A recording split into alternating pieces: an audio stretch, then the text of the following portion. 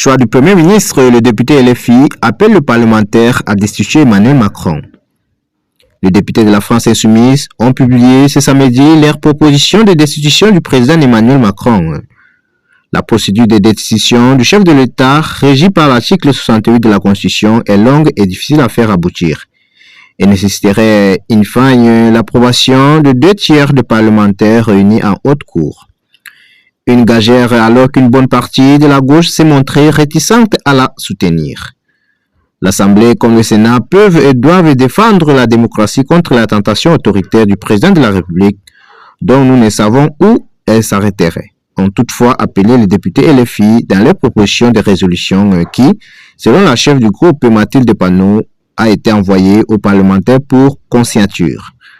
Leur texte estime que le refus d'Emmanuel Macron de nommer Lucie Castet après avoir consulté les différentes forces politiques constitue un manquement grave au devoir de respect de la volonté exprimée par les suffrages universels, arguant que l'alliance de gauche est arrivée en tête de dernière législative.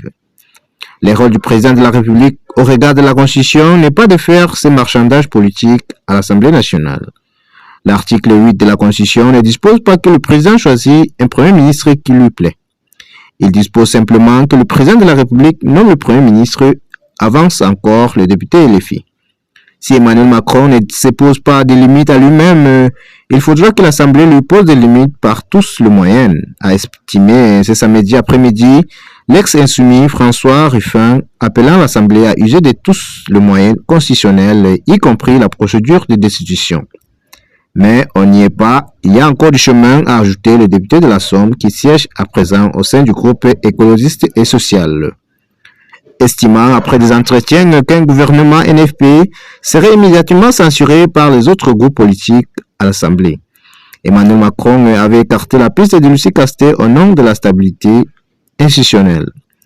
Mais la procédure de décision est un outil politique qui permet également de faire porter la responsabilité du blocage à l'Élysée, avait estimé en outre le constitutionnaliste Benjamin Morel auprès du Public Sénat, une citation reprise dans la proposition de résolution des Insoumis.